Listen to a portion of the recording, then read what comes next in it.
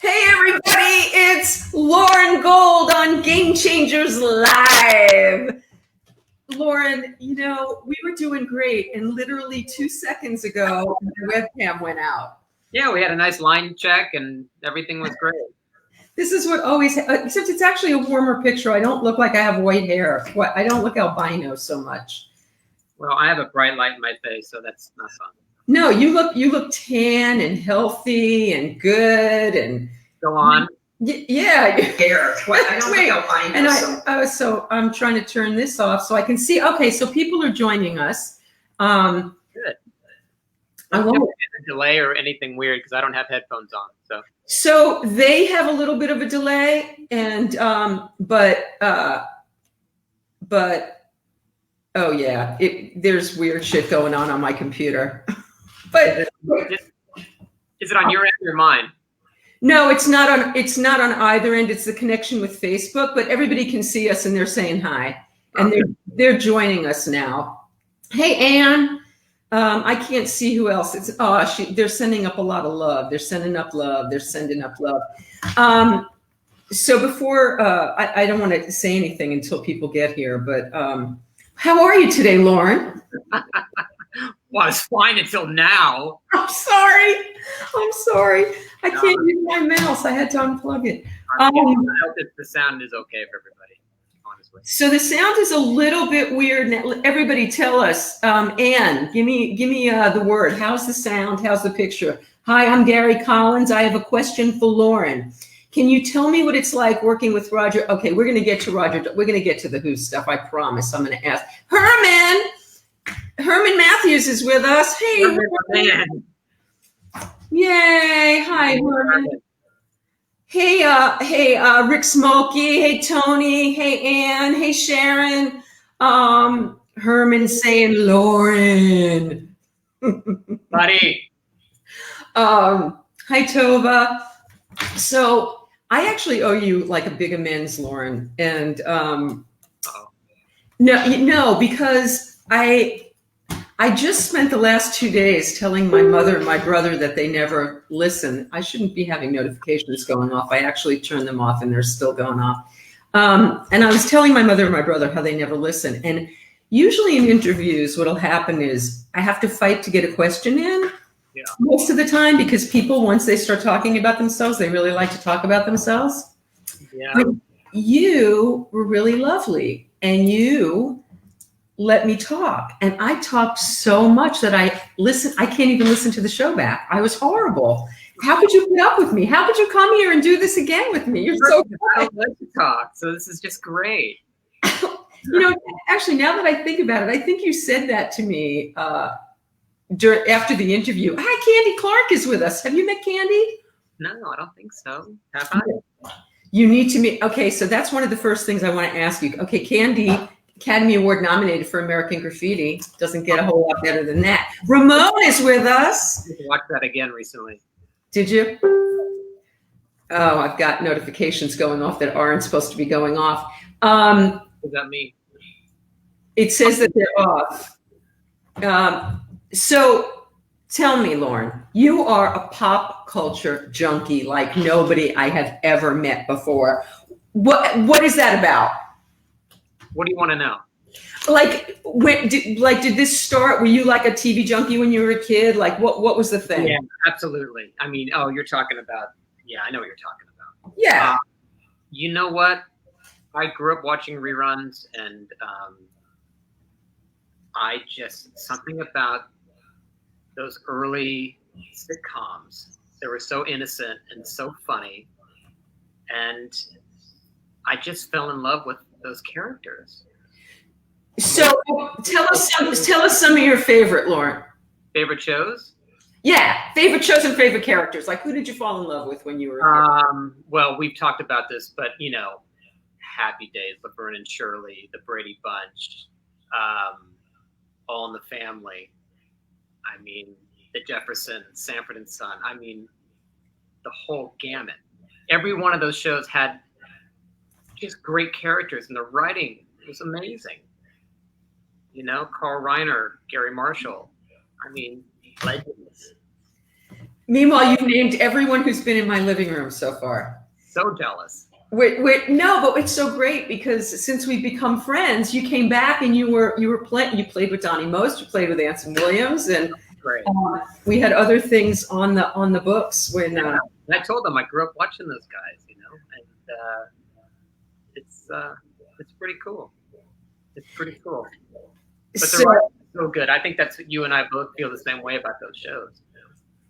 Well, you come to it from a different perspective than I do because I watched them first run. You watch them live at like prime time, 8 o'clock on ABC. Yeah, I did. All in the family. I was like a kid, and we would run home to watch it live. There's a couple I saw live. I won't lie. Right? And it was at your urging, actually, that I reached out to Cindy Williams again. She was in the living room some time ago, but she's in such demand. I'm having to wait till November till I can even start to book her. Oh, that's great. Now, not to get off topic, but what is she doing? She's doing a lot of these things. She's doing a lot of interviews and stuff. She was working for a couple years in Vegas doing theater. Oh, man.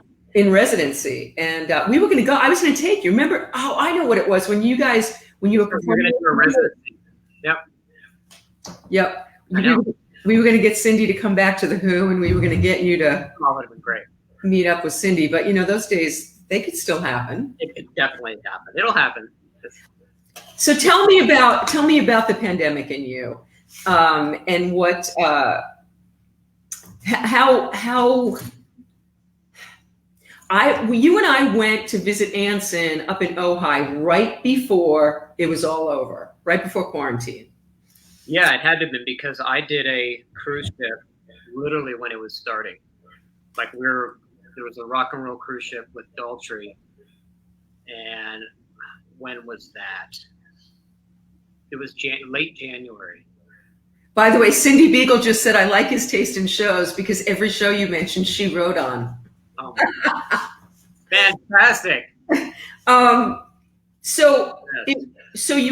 was that? So how was, by the time you did the cruise, I remember when you were leaving to go do the cruise. I must have been leaving for the cruise right after we had that lunch with Anson, right? So were you nervous about doing the cruise? Yes, I was. But not nervous. It's like, all right, something's going on, but some people were pretty freaked out. But it was so. This is early January, mid-January, so there were no masks. People were like, they were asking you questions. Like when you checked in, they're like, it was weird because the artists didn't really get much. They didn't really, ask us our background, what we've been doing. Do you have a fever or nothing? Like, but all the passengers, they were temperature check for everyone. So things were just starting. Right.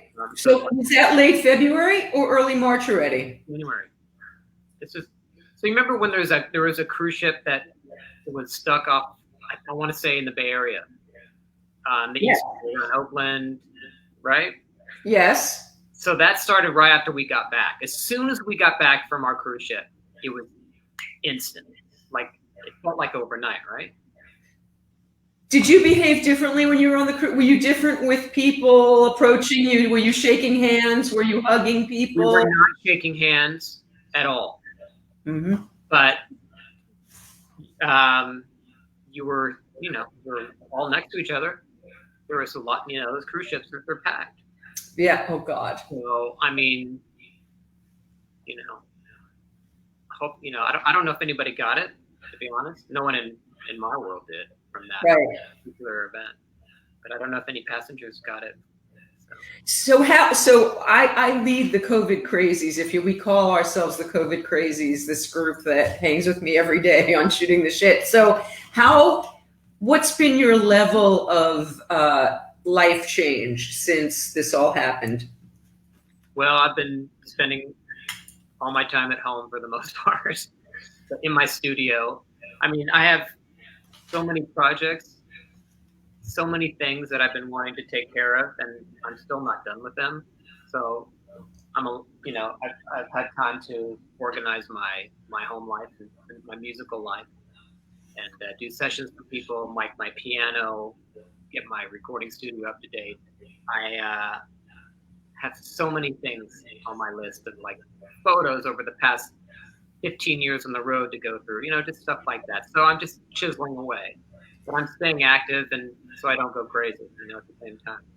I was going to say, like I've been doing a lot of things I've wanted to do, but I've also not been doing a lot of things that are on my list. Right. I'm not doing I have projects that I want to complete, and I haven't even touched some of them yet. Yeah, some of those too. Yeah, no, I know. It's strange. I think like everybody, there's some, for the most part, I'm okay. And then some days you have, God, this is really depressing.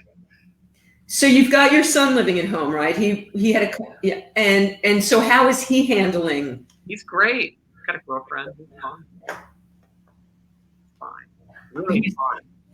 Well, that's good. Is he going out into the world and doing things? He's so careful. No, he's not. The only time he goes out in the world is going to the market, and he's full on mask. Don't touch, right to the sink. I mean, he's on it. And how about you? Have you been going to the market? I have. And how do you, I haven't been in a market. You haven't gone. I was doing Instacart, yes, foods, all that stuff. I was doing that for the first 3 months. Mm-hmm. I don't even know how long it's been. I would not go to the market. Now I'm just being really careful and, never touching my face, washing my hands. And how do you feel when you're in the market? I mean, I have no idea. Like, do you feel safe when you're in there? Yeah, I feel okay. I'm very conscious of it. Mm-hmm. Of where are my hands?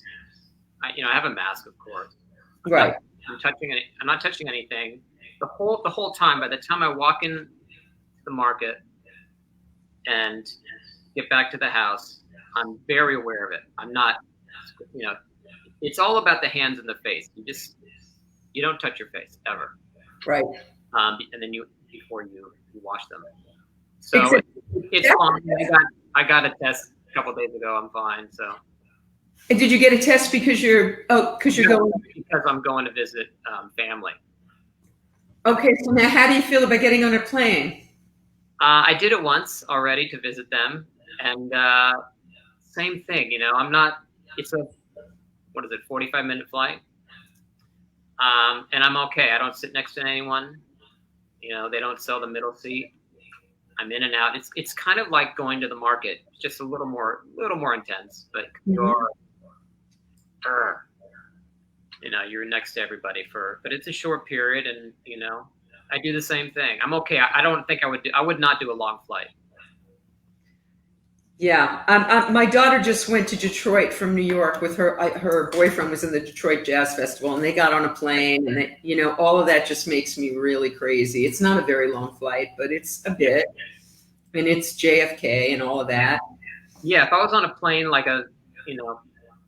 LA to New York, and they're serving food and you're having drinks, and it's like, it would freak me out. And so you took a test so that you'd be safe for your family, I assume. Yeah, just peace of mind. I mean, I have no symptoms, so why not? And so when you did the test, did you do the nasal swab thing? So yes, I did the nasal swab, and then I also had the antibodies test, which I guess shows if you have had it or not, and I have not had it. As I recall, didn't you think you were sick at one? Maybe it was even before I saw you. You remember? Did I tell you about that? Right. What was that about? You know what? I don't know what it was. I do struggle with some of those masks. At least the one I was wearing, like I get a bit nauseous when I wear them. Like I can't breathe well. Mm-hmm. I'm wearing either a bandana or the gator thing. Because it seemed like as soon as I put that on, like an hour later, I was getting sick. Wow. Weirdest thing. And then I got a fever, and I was like, oh my God, did I get a fever? I think you did, actually. So of course I went to the doctor, and I didn't have it. He's like, you got something, but you don't have the flu and you don't have COVID. Something else, you have some other virus, and then it was gone. He gave me some good fluids, and I was on my way, and I was fine within a couple days. It's scary. Right? Every time we get anytime I get anything, I think I've got it going on, and it's nerve-wracking. But I've also been told that all the tests are faulty, false positive, false negative. It's really hard to know. Isn't it? Yeah. So it's very confusing. My doctor won't even give me the test or the antibody test because he said there's as many false positives as there are negatives. I was like, come on, really? Well, you're completely isolated too, right? You haven't left the house.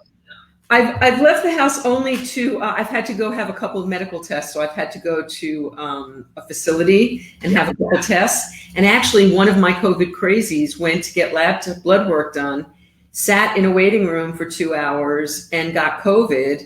And it turned out all 9 technical techs all had it, gave it to 15 out of 25 people in the waiting room in Texas. Unreal. So, I mean, it's like, what do you know? And it was the only time she left her house. The only time she left her house. Oh, that's not fair. You know, so it's like we can be safe. I meet my son in his backyard. I meet my boyfriend in a park. But have you heard on that that most, I don't know something like 70 to 80% of the people that have it are deficient in vitamin D. Have you heard this? Yes, and I've been taking D and zinc and C the whole time. I've always taken D. I've always heard that, but it's just interesting to hear. It's like, okay. Yes, they say D, zinc, C are like a triple formula to ward it up, to protect one as best one can. Did you? What is the other one you said? C. C. Yeah. And massive dosing C is really a good thing if you start to feel anything. They say you can't OD on C, so it's really good. I've always read it's really good just to go out and get some sun first thing in the morning. Just sit outside and just early morning sun right out of the way. It's definitely a better way to do it. Free vitamin D. So, Loren, have you heard today's news about our have you heard about the Woodward confession that? No, I heard the audio. And so what do you think about that? I think I'm not surprised, and it's terribly sad. Mm-hmm. And what's even sadder is his base, they're still going to vote for him. They're still going to vote for him. You know that. First of all, they're talking today about, forcing him to resign, impeaching him again, all of that starting up again. Because actually, if we look at it, he committed murder. He knew in January, admitted it was airborne, which they denied for months. They didn't admit it was aerosolized until like June or something. So he knew that. He knew it was 5 times worse than any flu. He out and out looked us in the eye and lied to us. And it's true. And do you think this story will be dead in 48 hours? Really? I'm wondering. Do you? I mean, I think this one is so bad. I mean, this is murder. How many people died because of his lie? This particular lie that he told. Right. This isn't like grabbing pussy and getting elected president. This is, you just killed Americans. You are responsible for their deaths. Just know they're going to twist it and they're going to play it a different way. I know. I hope I'm wrong. I hope you are too. I don't think it's going to change. It'll change some people's vote. But is it going to make him resign? Hell no. Yeah, he's not going to resign. There's no way he'll ever resign. In fact, they're saying that if he gets voted out, they're coming up with a plan for how they're going to get him out of the White House because he won't leave. And then the other one, I don't know if you heard Cohen's book, or what Cohen was saying last night. You saw that. I think so. Yeah, saying if he loses the election, he'll resign. There's that window, when the new president comes in, of course. Right. He'll resign. And then Pence will pardon him, so they can't go after him. Yeah. Well, all of this is just how was your day? So moving forward. So here we are, and it's September, and yes, it is. Things have changed a little. Have you? You're going on a plane, but when was the first time you went on the plane? How long ago? It was a couple months ago, in a similar situation in the heart of it. Just once, same thing, and I was fine, just visiting the family. Did you quarantine on at either end, or you just didn't? I acted just like it's a good question. I stayed away, and I couldn't hug my siblings or my parents or anything like that. I just didn't. Mm-hmm. Was it that way when you came home with your son? Were you careful when you came home as well, or not as much? Not as much, to be honest. Mm-hmm. I know it's a weird thing, because if you really want to do it properly, you would not touch anyone, go get tested immediately, get the results, and then hug your family. So, but I just kept my distance and tried to make sure I wasn't going to get it. It's hard. It's really hard. Are you like, I'm really getting COVID weary, especially since I've been alone and isolated for so long. Are you getting, I mean, as a performer, well, I mean, you're doing some streaming stuff, but no audience. Like, are you going out of your mind? Absolutely. I miss it so much. Like, I sat down today, just playing around a little bit. It's like, and I miss it terribly. I miss traveling. I miss performing more than anything, but I miss traveling and seeing people and going out to dinner. Yeah. I did go out to dinner. There's a restaurant open. My friend McCormick, we should get him on here. I would love that. Yeah, and we had dinner, socially distanced. Okay, so where did you go and how did you do it? Tell me. I'm vicariously experiencing it through you. We went to, Cata Sol in. I do actually. Yeah. So they have outdoor dining, and all the servers have the mask and a shield. And we sat, big tables. So we're separated. Uh-huh. And it was fucking amazing just to be out and enjoy a glass of wine and and a really nice meal. I missed it so much. And you weren't paranoid, like eating from the silverware and drinking from the glass? I mean, I can't even imagine. No. I haven't heard of anyone getting it like that, but that's true. You know what I mean? And I listen to the experts. And I also feel like I am my body's, I'm pretty healthy. I just had, I get my labs done. I exercise like crazy. Okay, so what are you doing in COVID to stay fit? Well, I get really stir crazy, like you do. I ride my bike. I've been riding my bike a lot, and which is a great workout, especially going up hills. And of course, you're not near anybody. And put on my music, a podcast, whatever, and it's great. So I do that, and I do exercises, like videos. Are you normally a gym person? The rest of the okay, I'm not. I do here. Okay. No, riding my bike, playing golf. I always walk, and workout DVDs. Have you been playing golf through COVID? I have been, and everyone's pretty good. It's pretty safe. I'm not worried about that. At the end of each round, you kind of bump sticks, and there's no shaking hands for sure. So you had some semblance of normalcy. I mean, eating in a restaurant, going on a plane, playing golf. That was the first. That was one time eating at the restaurant. That was really enjoyable. But other than that, I'm like kind of sick of the same food. Yeah. These are small problems. I did so much cooking at the beginning of this thing. I was cooking every single meal for months. Is that your forte? Do you like to cook?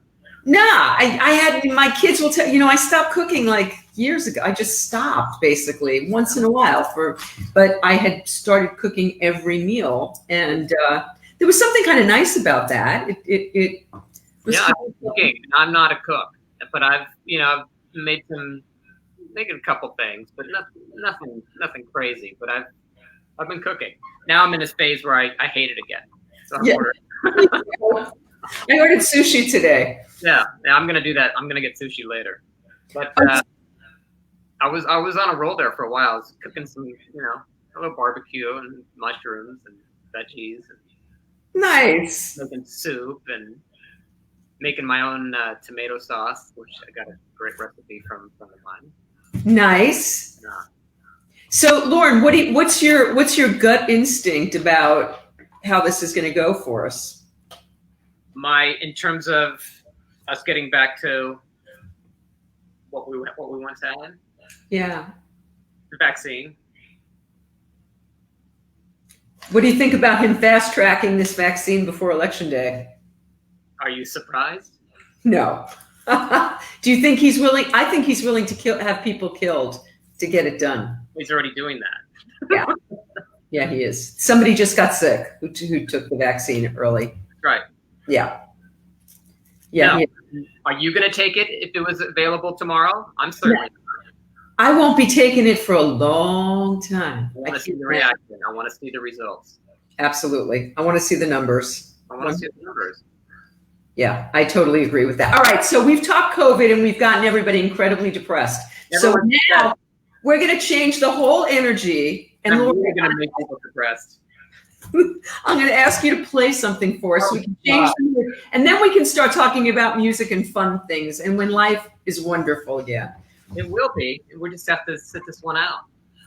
Yeah. Although you're living, you're giving me, you're kind of inspiring me. Really? Yeah, because you've been doing all of this stuff and you're okay. You're shopping, you're golfing, You can shop. I know. Well, you don't have to. Where do you shop safely? Where do you feel comfortable? Any of them. Really? Yeah. Okay. And most of them, they have, you'll see like this massive line sometimes of people waiting to get in because it's just not this onslaught like it was in the very beginning. They're like, people are freaking out.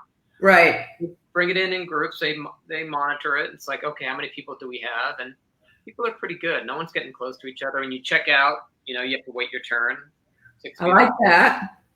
But if you're not comfortable, don't do it. But you can always go out and get fresh vitamin D and walk in your neighborhood.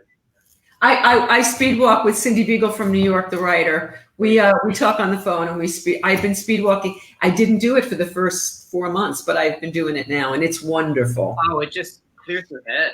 Oh God, the fresh air is fantastic. Yeah. When it was this heat wave this past weekend, I was literally stuck inside. I was like, wow. It was crazy. Yeah. It was crazy. What's going on with the fires up where your family is? Are there fires up there? No, not near me, thank God. That's good. Yeah, but they're everywhere, right? Yeah, they're scary. That was like a ridiculous, like baby, like sex reveal party that started the whole thing up there. That was the one out in Oregon. Was it in Oregon, that one? Oh, I thought that one was the one down here. Maybe. On the way towards like Ontario, Riverside. Yeah, I'm probably getting that wrong. I don't know. I could be getting it wrong. They'll fact check us later. Somebody, they'll fact check us, right? We're going to be on MSNBC and they'll be fact checking us. Maybe we need to step away to step closer to each other. That's interesting. Jane just said that. Maybe we need to step away to step closer to each other. I don't exactly know what that means, but I find it interesting. Huh? Like we're doing right now. We're kind of far, kind of close, but we stepped away. Yeah, I don't know. So Loren, why don't you play something for us and let's get in a good mood and. Well, I can keep us in a sad mood. Oh. I saw this tweet from Ringo saying, "Happy 80th birthday, John Lennon," and this is from Ringo. I'm like, God, is it today? I'm like, I guess it is. I'm like, okay, so why don't I play John Lennon song? And then I just read like, I know his birthday's October 9th. Yeah. And then he shortly followed it up. I guess his COVID. Oh, he thought it was October. Ringo. Because I was just thinking the 9th. Yeah, his birthday is the 9th, and I forgot it's September. Wait a minute. Okay. Yeah. And Ringo getting it wrong is not good. Which is just so great. You could still play John Lennon for us or anything else. I'm going to do In My Life because it's like very reflective, right? I love it. Like it's kind of think about where we were, John Lennon, birthday, not really, but. It's perfect. I love it. We'll see. All right. I'm loving it.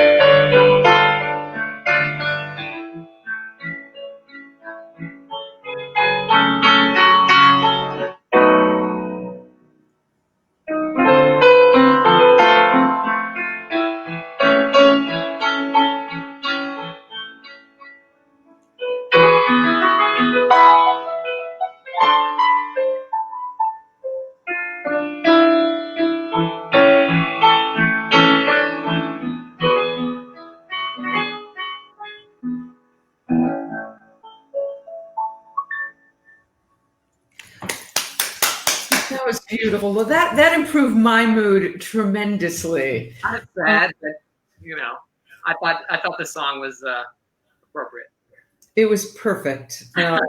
So let's talk some music, Loren. Almost everybody who's with us today, not with us the last time we spoke, so they don't know your whole story. And also, we've become friendlier since then, and so I know more about you, so I can shut up more and let you talk. No, you keep talking.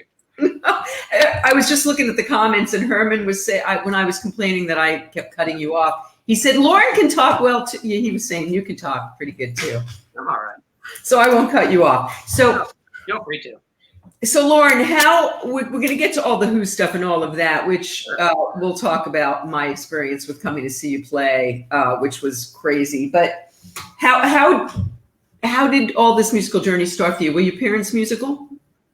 Yeah, well, my dad was. He just loved music. He didn't play any particular instrument well, but he had an amazing ear. He loved classical music. He loved the Beatles. He loved, he was pretty hip. But he had an amazing ear. So there was always music being played. I had siblings, older siblings. I was a baby, and he played a little piano, and my brother played clarinet. My sister played flute. I played piano. So there was, everyone was doing something. But it really got me. I got the bug bad, Did you know? Did you know right away? When did you know that this is what you wanted to do? Pretty quickly. When I heard Rubber Soul, it kind of ruined it for me. Yeah, I was like, oh my God! It's just like a bolt of lightning. and I just knew, the American Rubber Soul, Yeah. not the real version, but the one I grew up with. Right.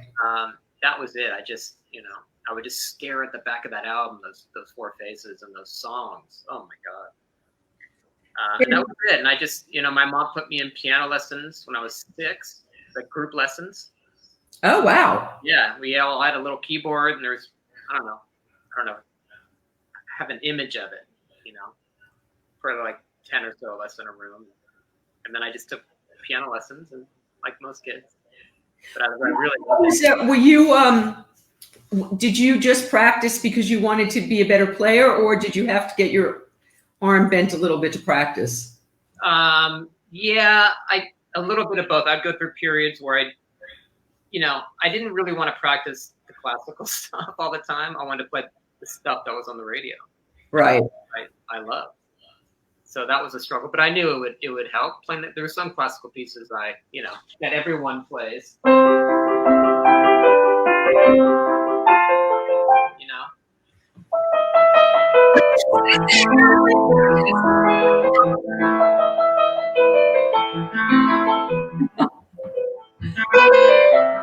Etc. So it's like, oh, that was fun. Everyone I know who took piano lessons played that. I didn't take piano lessons, but everybody I knew played that. Yes. But I was doing, I was going.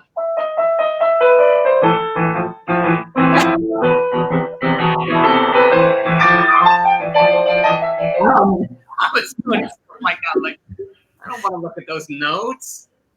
You were boogieing down. So when did you start to improvise and start to have fun with it? Not later, high school bands, So what kind of bands were you in high school? What kind of music were you playing? Really bad ones. But they were all my friends. We were all bad. We were just having fun. But it was, a high school band was the greatest thing. Playing parties, and it's like your first little taste of like being up on stage and people dancing and looking at you, and it was always fun. Getting girls, was that part of it? There was that. So you grew up in Silicon Valley. Was your dad a tech person? Tech guy, yeah. Grew up in Palo Alto. So it was kind of a life of some privilege, I assume. It wasn't like it is now. People didn't know Palo Alto. It wasn't like it's really taken off. Hell yeah. But we did have Stanford University, so that was, yeah. So, and how were you in school? Average. Okay. Very, very average. I was good at sports. Really? What was your sport? Baseball is the one I loved the most. Yeah, and I loved it. Did you consider pursuing that? No, I wasn't good enough, wasn't strong enough, wasn't tall enough, wasn't fast enough. But I was a natural. It's funny, I have a piano student, and at the end of our lesson, he's a great baseball player. He used to play for college. He was going to be drafted, but I was playing catch yesterday, if you can believe that. Like, I haven't played catch in 7 years or whatever, and it was so much fun. I love baseball. I've seen you play the 7th inning stretch. Oh, what a thrill! I was more nervous about that than any other Who gig. Really? How weird is that? I get it. It's a childhood dream. It was a childhood dream. Well, so Well, yeah, playing with the Who isn't exactly. You can't really compare those two, but something the Who I've been doing, I'm like, okay, I got this. Take me out to the ball game, like, oh my God, Candlestick Park. Oh my God. I'm calling my friend who's a huge Giants fan. He's like, are you nervous? I'm like, yeah. Wow, that's so crazy. It's like nothing. Your life has afforded you to meet a lot of people. I know the night that I came to see the Who, Ringo was back there, but we'll get to all of that. All right, so how did you go from high school bands? Where'd you go to college? I just went to a junior college in the Bay Area in Los Altos for a little bit, and then I hit the road for LA. And so what was the first gig you got in LA? What happened from that? I came down. So I was in a band in the Bay Area, and we all moved down to LA together. And when I joined the band, we had a manager, and she got us our first gig in LA was at the Roxy. So that was pretty cool. As a kid, going, oh, the Roxy. And we pulled up on Sunset Strip, and they had a huge photo of us, of our band. Like, what was the name of your band? Oh, God. Okay, I won't press you. No. It was fun, though. It was fun. That was my first gig, and then we did the other clubs, and our band wasn't great, but it was a fun experience. And then the band broke up, and then I went back to the Bay Area, and then I came back like a year later with my girlfriend, and I've been here ever since. Broke up with the girlfriend, stayed here. Broke up with the girlfriend, stayed here. Okay, so what was how did your career start to? What was the first? How were you making money? Is my question. I was working. I got a day job when I first moved here. What was your day job? I worked at a messenger service, but I didn't drive. I actually took the orders, and I would talk to the people. I'm talking to people at like HBO and Showtime and all the modeling agencies, and I actually got to know people skills, right? So I was talking to taking orders, and I couldn't imagine driving around the city 8 hours a day. Yeah. So I learned LA quickly that way. Yeah. Taking orders. I screwed up a couple orders. I'm not in the city. I sent a funny story. I sent a guy all the way out to 29 Palms once. And he wasn't supposed to go? No. And they should have checked it. I just started there. I didn't know anything. So how long were you, and were you playing music at night while you were doing that? Yes, I would think at that point I was still playing. I think I was playing just with other people. I can't remember, I still had another band. I think I was playing with another band. That's right. I block it all out. Tony just asked if you sing, and which I know. I sing a lot. Yeah, I sing a lot in the Who and with Roger. Most of the bands I'm in, I sing quite a bit. So when you were doing those early bands, were you ever the singer? No, always had a singer. That's never been something that I've really done. Been a front man like that. But I love playing with other players and singing harmonies and singing lead, but I've never wanted to be like the lead singer for a whole set, I like to mix it up, share it. Get tired of myself, my own voice. So okay, so how did you get out of being a messenger? What took you out of there finally? I'm still doing it. What do you mean? I can't slap the table; it'll make a lot of noise. By the way, I'm gonna give a shout out to everybody out there. Loren will do a request. I will try. If you guys put up more a band probably than a specific song. Oh, you're getting a lot of love with that. So if you guys wanna put up bands you'd like to hear, I think, as opposed to specific songs, or is a specific song okay? I probably won't know it, but you never know. You never know. Okay, so I won't play the whole thing, so I won't know all the chords. All right, so you guys can put up stuff, and then we're going to talk for a little while longer, and I'll come back and I'll look and see what you guys have put up there, and we'll get to it in a little bit. So, okay, so how did you segue from having a day job to just being a musician? Oh boy, I started going out on auditions, and like, who did you audition for, and what didn't you get? Come on, tell us some fun. No. Yeah, come on. Sure. Did you not get anything? There was one I didn't get, and I blame it on the call time being at like 7:30 in the morning, and I had to sing like really high. I think that's fair to assume that you're correct. But I played really well. I bet you did. By the way, so Lynn is saying that you look like you drank from the all of you are drinking from the fountain of youth. You look like you're in your 20s, she said. God bless you. I'll Yes. be 30 on Friday. Thank you, though. Are you a Virgo? Do I know that? No. Kidding. Okay, so you I basically hadn't played in some original bands. I had a day job. I got a gig playing.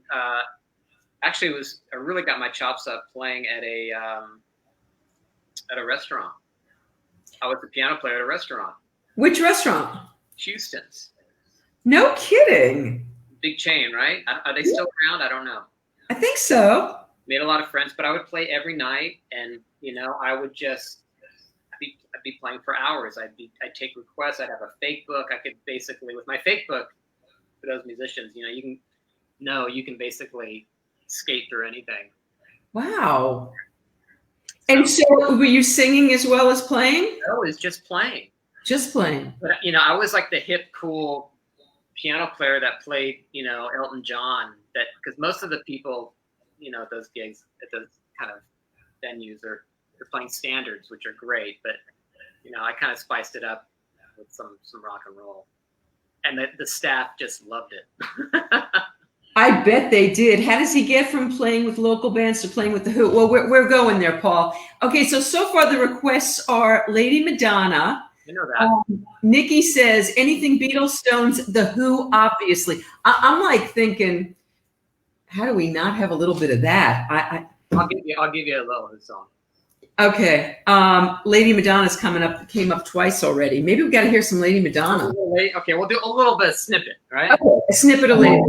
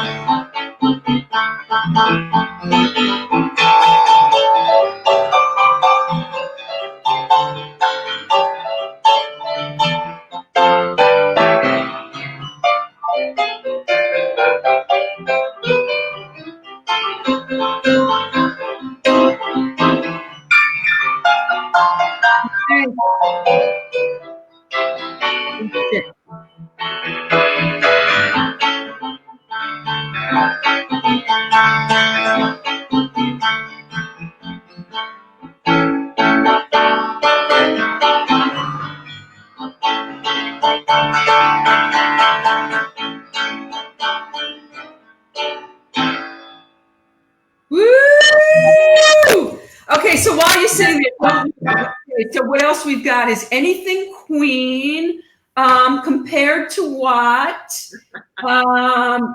Let's see what else we got here. Well, yeah, we're going back to the Who. Anything Queen. You got anything Queen? Oh my God. You don't have to. You can do.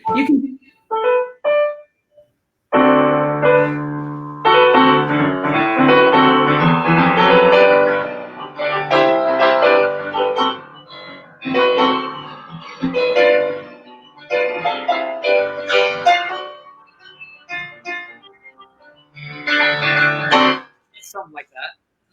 That sounds pretty damn good. I'm waiting on compared to what is anything by the Beatles, the Stones, the Who, or the Moody Blues? Don't know any Moody Blues. I could do a 20-minute version of Nights in White Satin. How about a 3-minute version? We can say goodnight. No. Play a taste of. How about a little taste of something the Who? You want me to do like a Who song or like? How about your solo? Just go right. Play whatever you want. Anything. Want to Love Rain? Yeah, you do. All right. Here we go. I'll do the solo. Okay. I don't know what I'm gonna do. Go ahead. Some of it. Okay. whatever you want.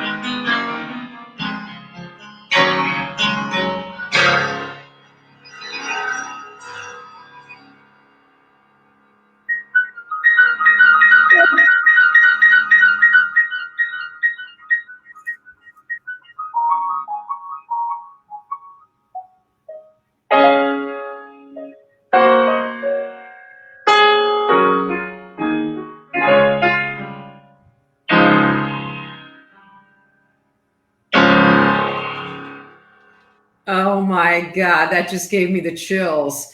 Oh, Lord. That was that we're going to talk about that, but that maybe was the greatest show I've ever seen. We'll get to that. Somebody asked a really interesting question. Paul was asking, he said, as a guitarist, he refuses to play Stairway to Heaven. Is there any piano tune that you cringe when people ask you to play it? Stairway to Heaven. Touche, that's great. Jody Siegel wants to know any jazz tunes that influenced you. Dave Brubeck, Take a Ride, Come Out. You know, that I didn't, you know, in terms of the jazz world, you know, Ray Charles was kind of my guy. You know, more like jazz pop, Stevie Wonder, Billy Preston. Those were the guys I really listened to. More, you know, soul R&B. But I mean, Herbie Hancock. I mean, oh my God, the funky period. Russ, Headhunters. That was my jazz. Right. I just listened to some really progressive jazz at the Detroit Jazz Festival, and I don't understand any of it. But when the big band jazz came on and the pop jazz, I love all that stuff. But that really progressive, crazy stuff. The funky stuff, the R&B stuff, jazz. That's what I really love. Lee Sklar just said, "Hey, you kids." Hey, Lee. Lee. Actually, so Tony's asking, any original compositions, something original you can play for us? A little taste? That would be cool. I'm not going to play that after Love Rain. All right, we'll wait a few minutes. I heard that at the end and said, "Good night." Well, come on, Loren. You know, well, all right. I won't make you play anything else. All right, so let's get back to, so you're a messenger. You're working in a messenger business. How do you get to full-time playing? You know what? I just keep putting myself out there, going, you know, playing with different people, meeting different people, like we do when we're in LA. What's the first like real money gig you get? I went out. I played some shows with the member of the singer Tiffany. Yes. She had like 2 number ones. You can believe that.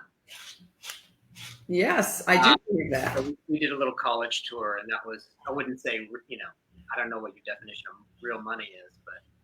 Well, enough that you could support yourself. Huh? Enough that you supported yourself. Yeah. So I did that, and then from there, God, trying to think. I can never remember the sequence, but it just kept on meeting more and more people, and then I started. After Tiffany, I got asked to do Hilary Duff, who was a huge new artist. Okay, so let's talk about that for a minute, because that was a pretty big. That was huge. Because my daughter was a massive fan. I mean, she was huge. She was, it was deafening. Those crowds, you're playing, all of a sudden you're dressed into arenas and screaming girls, and it's deafening. Thank God I had in-ears. And so what was that like as a musician? Oh, it was a thrill. I just loved, I always wanted to be on a stage, like that. That was my first taste of really performing that level, 15,000 people. So you're doing like Madison Square Garden kind of gigs? Yeah, absolutely. Yeah. Okay, so what's the first time you do an arena, or the first time that registers? Like, what's that experience like the first time you walk out on a stage like that? Actually, Tiffany and I did a gig at the Rose Bowl. It was like one of these jingle ball shows. They stack them with artists throughout the day. Right. I think that might have been the first one. I was like, wow, Rose Bowl. So that was a big one. And then the Hilary Duff gig was just more of that, but every night, and just hysteria. Like, they're following her to the hotel, and we're part of that camp. So it's just shrieking and Hillary mania, And so you're very young when you're doing this, so it's kind of in keeping with your age demographic. I mean, you're older than Hillary, obviously. She was a kid, but okay. So, and did you ever turn anything down because I don't play that kind of music, or were you like, I'm a professional musician, this is what I do, and I'm going to play where? Oh yeah, I always took anything. You meet new people, and some of those people become close friends, and just always put myself out there. It's always good to just take anything when you're first starting. And so, how long did that Hilary Duff gig last? A few years. Wow. Almost 4 years for me. Oh, wow. Yeah. Yep. And then Taylor Hicks came along. Okay, so now I seem to recall that you left Hilary to go work with Taylor. What? Because had he already won American Idol? He just won American Idol, and I wrote a song for him, the first song on his album. Wow. I think Lee probably. I don't know if Lee's still here. I think Lee probably played on it. No shit. I think so. I'm sure he did. I actually think that came up in the living room when you guys were both here. Okay. I don't recall talking about that. No?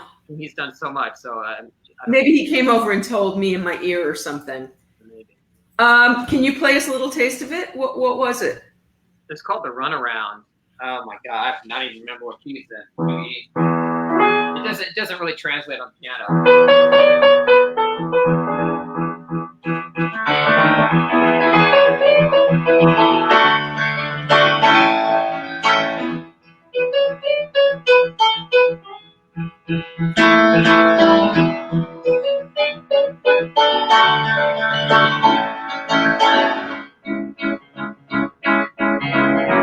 Anyways, I'm trying to play the melody, the vocal melody. I liked it a lot. Oh, thanks. That one, I wrote the music in one pass. It literally just came out of me just like that. Wow.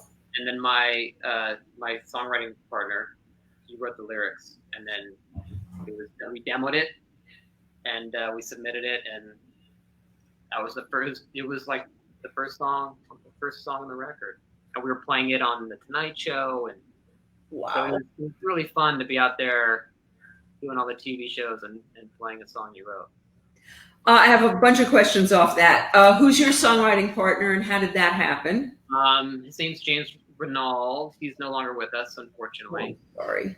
Tragic. Yeah, and I met him through Taylor's. No, wait. Well, I met him through Taylor's manager, but Taylor's manager I'd known before Taylor. I met him on Mandy Moore. I was did some stuff with Mandy Moore, and then my songwriting partner actually had his own band, and I auditioned for him.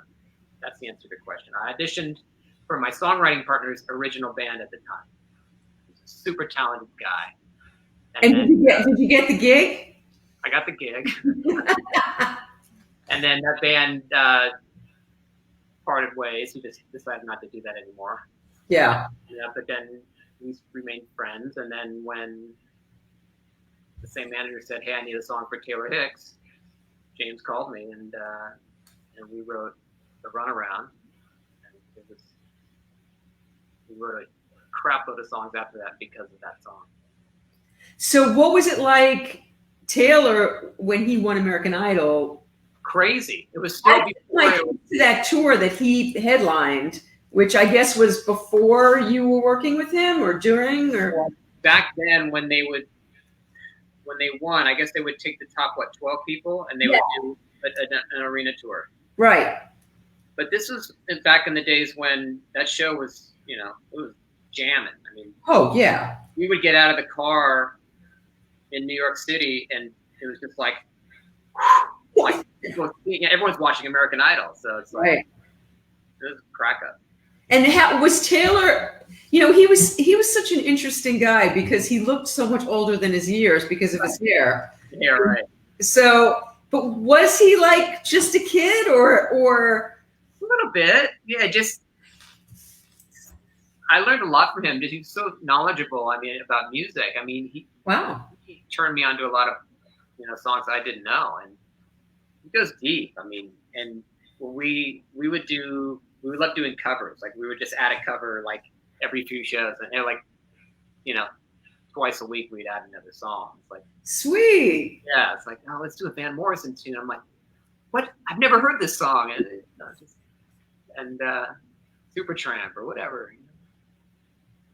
So we had a lot of fun. And so he was at the height of his deal when you were with him. And how long were you with Taylor? 2 years. 2 years, and then I got the call to audition for Roger Daltrey. Okay, so now how does that call come based on your work with Taylor? No, I got a call. Okay, this is a really funny story. Okay. I was I got my son in Little League playing baseball, and one of the other parents, this is classic LA, one of the other parents played keyboards for the Eagles. Okay. And, we started talking, and we just had a lot of people in common, a lot of friends in common, and, kind of like we're both had, parallel lives, And then, so he used me on a gig. He worked on Dancing with the Stars. So Dancing with the Stars, another big arena tour. The winners would go after the show was over. They would hit the road, right, with a band, and they would perform. They would dance, and then they have this house band, and fans loved it. So he called me to do that tour. So that was another big arena tour and traveling around the country. And then, so that went well, and he used me on something else that turned into America's Got Talent. I did that in Vegas. And this all happened from the Little League field. That's where I met. Yeah, you meet people, right? You did. I would meet them eventually, I'm sure. You know what I mean? Because there's just so many people. But that's how that particular thing happened. That's crazy. I know. Like, now we live close to each other. We all know the same people. So it's like, it was a matter of time, I'm sure, before I met him. But the fact that I met him there, like, the timing is just, there's a lot of luck involved. Well, also, what's luck? It's opportunity meets perseverance or Yeah. whatever. Yeah, I don't know. Obviously, luck, timing, talent. It just all came together at the right time. Right. So yeah, where was I? So he got you Dancing with the Stars, and then Right. you and then American Talent, we did a gig in Vegas, and then so those I was doing at him, and then someone called him saying they were putting together a band for Roger Daltrey. Didn't know any keyboard players, so he called me right away. He's like, "Hey, you want to audition for Roger Daltrey?" Holy shit! Yeah. I mean, you're a lot younger than I am. Were you a Who fan? Oh my God, yeah. I grew up listening to Beatles, The Who, The Stones, Like everybody. James Taylor, Carole King. I mean, all the good stuff. Yeah. Right?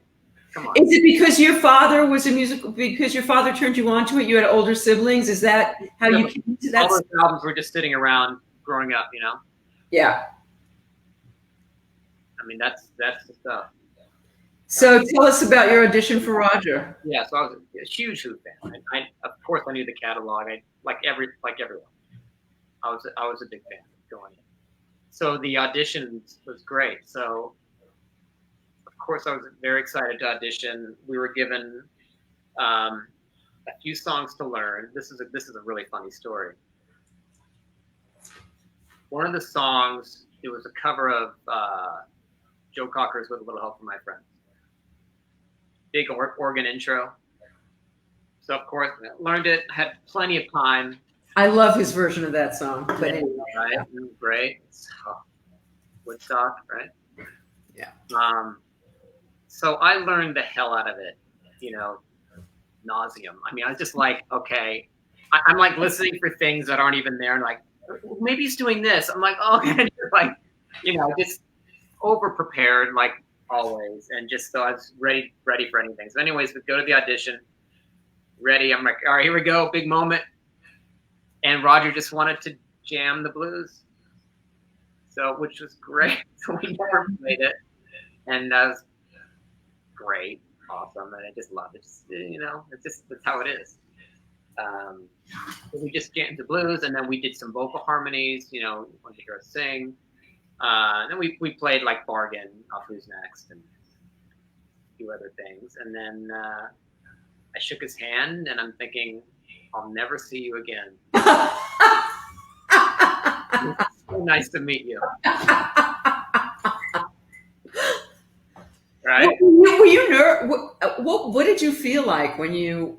Oh yeah, I was definitely a bit nervous. I mean, I walked in, I hear him singing before I turned the corner. I heard him singing behind Blue Eye by himself with an acoustic guitar. I was like, God. Like, all right, here we go. Oh my God. Yeah. Yeah. So sure enough, I got the call. Long story short. Were you surprised when you got the call? Yeah, it's like, there was several days of auditions. I'm like, oh my God, he's probably seeing some amazing people. It's like, I didn't expect it. Right. I felt good about everything. I felt great about my audition. I couldn't have done it any better. So I prepared and I was ready to go. And then it's just, at that point, there's nothing you can do. Right. And I remember calling another drummer of mine audition. He's like, have you heard anything? No. You heard anything? No. And I'm like, and finally I'm like, I got it. He's like, you fucking got it. It's so good that you were the first one to hear rather than find out your friend got it and you're still waiting. That would sting. Yeah, I know. So it was a life-changing moment for sure. So what did your parents your father must have really appreciated if he was a music lover. He had to appreciate it. He actually was like, oh no, that's later when I got to the Hood story. Never mind. I'll tell you that one after. But Okay. Yeah, he was very excited. Yeah, my sister was super excited. Yeah, it was great. So hi Crystal. Crystal's right. So what kind of venues are you playing with Roger? What's that experience like? We're playing theaters. We did a Who's hit songs and a bunch of Daltrey songs. And Uh-huh. Roger was great. He was so excited to have his own band, and we learned like 100 songs. and he just kept on wanting to do new ones and things that he's never been able to do. So we went out and we narrowed it down to a bunch of Who songs and more obscure ones that he usually doesn't play, which is really fun. Snuffy Walden just said, "Does Loren play locally?" I'm sorry, have we met? So There's nothing with an S. So you're playing theaters. Playing theaters, and then so we did that. We went to, and then after we did that for a while, and then we decided to do the Tommy album. And we did from start to finish. Wow. In Japan. Again, mainly theaters for the most part, outdoor venues, you know, beds and stuff. And then we went on a tour, arena tour, supporting Eric Clapton. Jesus. So how crazy was that for you? Oh, that was great.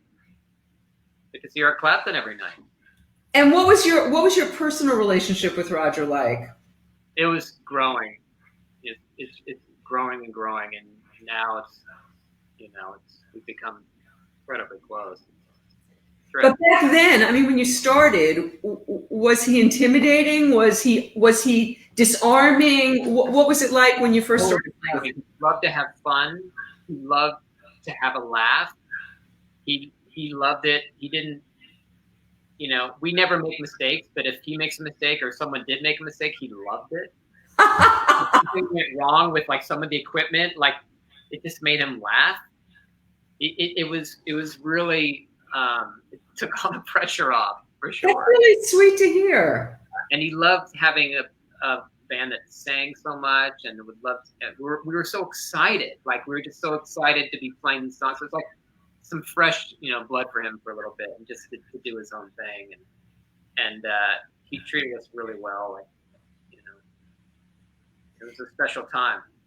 And you did that for a number of years first, correct? Yeah, for three full years. What? Okay, so because Roger also had the other thing, did you have other things going on during that time? We were so busy with Roger. Wow. I was doing it during that, when I would come home, I was doing some other dates. I would do like going out with Kenny Loggins for a little bit. So what was that like? Oh, great. I mean, that's, gotta be on your game, man. Yeah. The singing, a lot of piano playing. I loved it. I was always a big Kenny fan, so that worked out really well because I did that and then some stuff with Don Felder right in between, like between Kenny and Don when Roger wasn't touring, and it just all worked out. So how did this Roger gig turn into The Who? Literally, he said, I want you to be in The Who. Well, that's awfully nice. I mean, literally, he's like, I'm like, and I was like, yeah, right. He's like, serious. Okay, so now, had you met Pete up until that point? I met him when we chatted via email. I worked on the edit. I helped edit the songs when they did the Super Bowl. Wow. So I was chopping Roger and I would be on train rides in the UK sitting at my laptop, and I'd be playing. He's like, okay, now I want to go from Bob O'Reilly and Don't Get Fooled Again, blah blah blah. And so I would say like, okay, we'll cut it there, and I would do I'd put like a segue, or I'd help him just make that all happen. Wow. Sitting on the bus and just chopping up these songs to make it seem like one continuous stream that flowed well together. So I chatted with Pete a little bit during that time. And how was he to you? Amazing. Like so warm. Wow. Warren, I've heard such great things about you. I mean, it was really nice. So it's like, so that went well. Okay, so now Roger says to you, I want you to be in The Who. How does this come to pass? Well, basically, The Who was going back out on tour. Him and Pete had decided they were going to go out again. That's a Who does. What year was this? 2012. And they decided they wanted to do Quadrophenia album. So he asked me to be in, and I met Pete officially at, you know what? I met him briefly. He came to, backtrack just a little bit. With Roger's band, we performed at Albert Hall. We played Tommy show at Albert Hall, and Pete came out to do Bob O'Reilly. So that's when I kind of first met him. He came down to a rehearsal. But I didn't really spend any time with him until I got in the band. That's for sure. Okay, so wait. So do you audition for the Who, or do you just get it because you have this relationship with Roger? I get it. Yeah. So I get it because of my relationship, and Roger knows me, and playing with Simon, Pete's brother knows me, so I'm sure Pete was aware I could do it. Right. I ended up getting there and playing for the man, and it went well. So now, what is it like when you go in for your first rehearsal as part of the Who? Yeah. It's crazy to me. Yeah. Yeah, it's a trip. We first started in London, so I'm flying to London to start rehearsals with the Who, with Pete and Roger. So now your father has to be freaking out. When I told him, he's like, "I thought you already were in the Who." No, Dad. Yeah. So what's your okay, so now is Pete's warm to you right from the start? And very warm. He loves to talk gear. We talked, I'd ask him questions about a lot of keyboards and Quadrophenia. So we just chatted, and then that first show, when you actually are behind him, seeing him perform, that was a trip. For sure. That was like, yeah, this is happening. I have never seen anybody play guitar. Hendrix was always my god, and from there it was Jeff Beck, and I love Clapton, of course. But I have to say, and I've always loved the Who, but when I saw Pete play live at the Bowl last October, I have never seen anything like that. I have never seen anything like that. There's no one like him. Yeah. There is nobody like when he plays. I can't even. He just he can turn it on like that. I mean, he can. If there's ever just like the slightest lull in the crowd, which is rare. I mean, it's just like he can just turn it on. It was, and then also Roger had had an illness or something like the month before I saw you guys. I think over the summer or something, he had some laryngitis. He had some voice issues. He got a virus or a chest cold, and we had to cancel Houston. We were on stage in Houston, on the first song, I think. I think we played one song, and we still have to go back and do that show. That's what we were going to do. You mean after a song, you had to stop the show in the middle of the show? He's like, I can't sing. You could hear it. He picked up some kind of bug. Wow, because I heard a video from, I guess, that show or the show right before, yeah. And I thought, okay, we're gonna go. I promised Pete I'd take him to see the Who. I wanted to see the Who. I'd never seen the Who. I wanted to see you, yeah. And I thought this is gonna be like a nostalgia game. Like we're gonna go, and it's gonna be great to have seen the Who. We're gonna be able to say we saw the Who, right. Not expecting you to be brilliant, expecting Pete to be great, but not really having very high expectations. It's certainly not of Roger's voice after seeing that video that I saw. And what blew my mind is that musically, Roger was sheer perfection that night, as was Pete, as were you. The entire band. It was arguably like the greatest concert I've ever seen. It was shocking. Amazing. How brilliant it was. Yeah, people rave about the show. It was with an orchestra, which, I wish I could see it. Yeah. They haven't filmed the whole thing for you to see it? No, I mean, video captures it every night, I'm sure, but no, there's nothing's been. I hope they put it out and release it. That would be really great. Absolutely. So I believe I was there closing night. Ringo was there. There were a lot of people out in the audience that night. Yeah.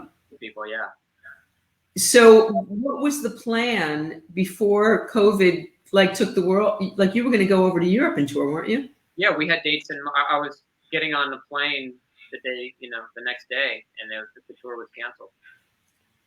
March, I think it was March. I was about to fly to Manchester, England, and we were going to start a tour of Europe, or not Europe, but the UK. And then we were going to do a bunch of dates in the States. And then we're going to do a residency in Vegas. And we had, oh, wow. Yeah. As a matter of fact, when I saw you last and we went to Ojai up to see Anson, yeah, they were coming to pick up your gear like the next day. Oh, that's funny. Well, remember that? Yeah, that's probably right. They were probably picking up my gear, and then we went to do the cruise ship. And then the gear was going to continue on across the pond. I know. So I've read that James Taylor and Bonnie Raitt postponed their tour until the fall of 2022 to be sure they get to do it. Have you had has there been any talk about who are going to pick up their tour, or have they rescheduled it? They rescheduled it at the time they canceled it, like for a year later, like, on the books, we're playing in March, but I mean, come on. Yeah. It's so hard to know. Everyone's in the same boat. But it's still on the books. It's technically on the books. And I guess, we're all hoping that something's going to happen before then, but we'll see. And so are you able to, so you're doing projects, you're doing recording projects? Is that what you're doing during COVID? That's right. Yeah. You also play with Rita Wilson, do you not? I do. I play with Rita quite a bit. In fact, we were doing a bunch of dates with her before all this. And have you talked to her since she and Tom came down with the COVID? I did. Yeah, I texted her. We've been in touch, and that was unbelievable. That was like the first, celebrity. Like, oh shit. Yeah. Did she say anything to you about what that experience was like? No, nothing different than what she said publicly. Mm-hmm. So, I think she lost her taste. Oh, she did? I believe so. Yeah. Mm-hmm. So, yeah. So, is there anything, Loren, so you've been doing some recording, you've been doing little projects that you've wanted to do. Is there, now that you've got this time to yourself, is there anything else you'd like to get done while you're free to do it? I'd like to get better at the guitar. Really? Are you playing? I'm trying. I'm playing a little bit, yeah. But you know what? I'm just taking each day at a time. I miss my family up north. I want to either start driving more. Excuse me. But like I said in the beginning, I got plenty of things to be doing. I enjoy playing, practicing, writing, sessions. So, hanging in there, just waiting for this thing to be over, right? Are your spirits, are you, it doesn't sound like you're somebody who's prone to getting sad, depressed, freaked out. Are your spirits pretty? Yeah, for the most part, I'm okay. There are some days where, are great. Just because some days like, wow. Just because I, a bit of it is just the same surroundings, stir crazy, missing my friends, interaction, playing live music, so it's like, but I just try to stay positive. And when I get in a funk, that's when I go out and go for a long walk and just get the heart rate going. That's the only thing that kind of really helps me. Yeah, it helps me too. So playing golf, you're social distancing a little bit with your friends, and having dinner with Eric, you're kind of when Loren was talking about his friend McCormick, by the way, he was talking about Eric. We were talking about, yes, Will. So you had a little semi-social distance That dinner. was my first time out, yeah, having a social distancing dinner. And it was fantastic. So something you'll do again. Yeah. And I know, he's one I know he's super cautious. I mean, he has not gone outside at all, like you. So I'm like, that's probably the right person to go have dinner with. Was he? Did he seem a little on guard doing it? Because if it's somebody who, it was the first time he'd been out. He told me the first time he'd actually been out. He's had I've gone over to his place and sat in his yard and had a drink together from a distance. But he was a bit nervous, but it was fine. he enjoyed it. Oh yeah. Something he'll do again. We'll see if he ever talks to me again. No. If he doesn't come down with the COVID. Yeah, I know. I'm sure I gave it to him. Yeah. Well, I mean, there's waiters. No, but I don't know of anybody that's gotten it from takeout food or silverware or dishes or. I don't. And I think no. they're being. I have to trust they're being very careful. These places, they're fairly hanging on. Yeah. If anyone gets sick from one of these establishments, it's not good for anyone. Was it crowded? No, I mean it was. We're really spread out. I mean, there's people there, but you're sitting outdoors like a big tent. Right. But they did it up really nice. I mean, it was enjoyable. So no, you're not anywhere near anyone else. So. Well, I'm still a little chicken, but I'm getting encouraged. I'm getting very encouraged by this. I was actually talking last night about my birthday's at the end of October, and we were talking about maybe actually going to a plane. So I don't feel comfortable going on a plane. Doesn't feel right. Vegas does not feel right. Vegas, no. A big hotel where the air ventilates through doesn't feel right. But I'm thinking like one of those cottages, nice cottages, cabins kind of deals where you're the only ones in there and they've been thoroughly cleaned before. Yeah. That kind of sounds enticing to me. Go to the beach. Don he just posted a little clip. He was up there. I was just looking at that at Valencia. That looked, except they went to a hotel. I don't know that I'm ready for that, but Ventura. I think it was Ventura. Ventura, right, not Valencia. Ventura. The thing, outside on the beach. It looked really nice. It looked really therapeutic. Okay, so Loren, why don't you play something for us that you'd like? I would go back and read what people said, but I don't want to do that. How about if you take us out with something that that makes you happy, something that you love to play? I mean, you've been talking about the Who the whole time. Let's see if I can do. I played this not too long ago for someone. I did a Zoom concert. If I can remember it.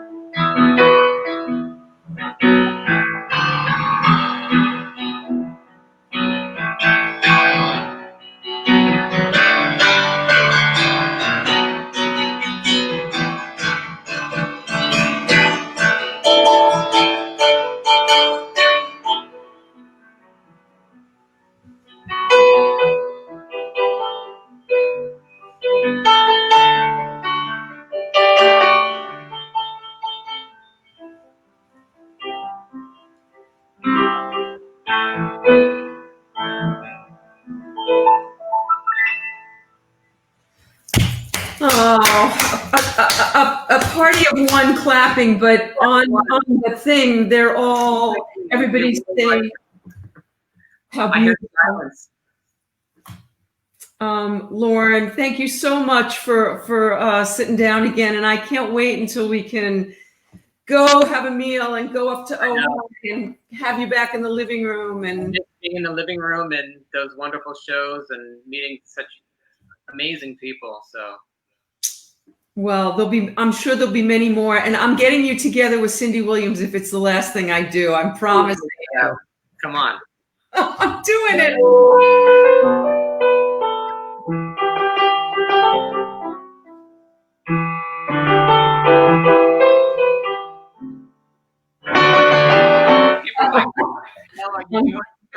I'm doing it. I'm doing it. Thank you so much. Have a wonderful trip, a safe, healthy, wonderful trip with your family. I adore you. Thank you so much for doing this. See you soon. Bye, everybody.